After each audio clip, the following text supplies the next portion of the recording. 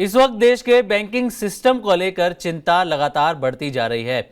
देश के बैंकों में जिस तरीके की गड़बड़ी, फ्रॉड, धांधली जैसे मामले सामने आ रहे हैं, उससे सरकार और आरबीआई पहले ही परेशान थे। लगातार बैंकों पर शिकंजा कसने की कोशिश कर रहे थे और अब ये मामला पहुंच गया है सुप्रीम कोर्ट में।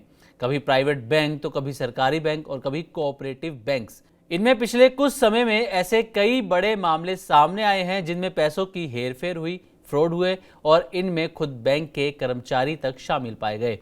अब सवाल उठ रहा है बैंकों और रियल एस्टेट सेक्टर की सांठगांठ को लेकर, और इसे देखते हुए अब सुप्रीम कोर्ट ने बैंकों को लेकर एक बड़ा आदेश दिया है। तो चलिए आपको ये पूरा मामला समझाते हैं कि आखिर है क्या। देखिए, आप ये तो जानते हैं कि बीते समय में कई ऐसे मामले सामने आए जिनमें बड़ी बड़ी रियल्टी कंपनीज दिवालिया हो गई, होम बायर्स का पैसा डूब गया, बैंकों का खुद हजारों करोड़ों रुपए डूब गया।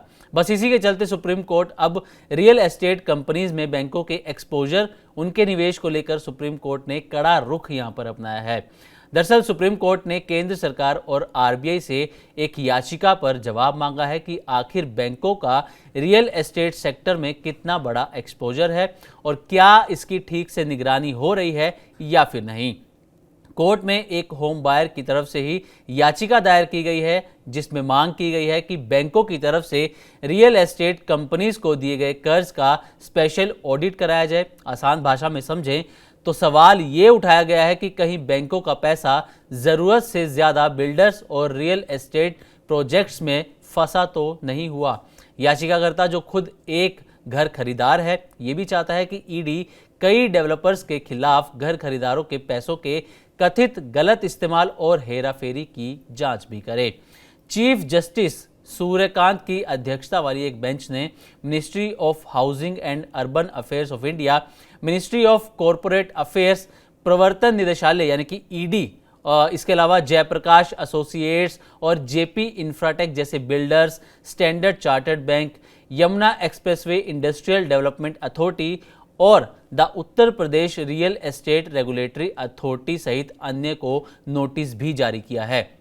याचिका में ये मांग की गई है कि रियल एस्टेट कंपनीज के पैसों की प्रोजेक्ट वार जांच हो ताकि ये पता चल सके कि खरीदारों से लिया गया पैसा सही जगह इस्तेमाल हो रहा है या फिर नहीं। साथ ही ये भी कहा गया है कि बिल्डर्स बिना घर खरीदारों की मंजूरी और रेगुलेटर की अनुमति के बिना किसी प्रोजेक्ट की जमीन को बैंक के पास गिरवी ना रख सकें। इसके अलावा हाई कोर्ट की निगरानी में स्वतंत्र समितियां बनाई जाएं जो ये देखें कि प्रोजेक्ट का निर्माण सही तरीके से और समय पर हो रहा है या फिर नहीं। असल में भारत के बैंकिंग सेक्टर ने पहले भी रियल एस्टेट और इंफ्रा सेक्टर की वजह से भारी एनपीए संकट देखा है। कई बड़े बिल्डर्स पर हजारों करोड़ रुपए का कर्ज चढ़ा और बाद में वही कर्ज बैंकों के लिए सिरदर्द बन गया। पिटीशन में ये चिंता जताई गई है कि अगर समय रहते रियल एस्टेट एक्सपोजर की सही जांच नहीं हुई तो फ्यूचर में बैंकिंग सिस्टम पर बड़ा दबाव आ सकता है, खासतौर पर ऐसे समय में जब प्रॉपर्टी सेक्टर में कई प्रोजेक्ट्स धीमी बिक्री, ऊंची लागत और फंडिंग संकट से जूझ रहे हैं। अगर बिल्डर समय पर पैसा नहीं लौटा पाए तो इसका असर सीधे बैंकों की बैलेंस शीट पर पड़ सकता है। हालांकि फिलहाल सुप्रीम कोर्ट ने किसी बैंक को दोषी नहीं ठहराया है और ना ही किसी तरह की इर्रेगुलेटरी साबित हुई है। कोर्ट ने सिर्फ सरकार और आरबीआई से जवाब मांगा है ताकि ये समझा जा सके कि बैंकिंग सिस्टम कितना सुरक्षित है और जोखिम की निगरानी किस तरह हो रही है।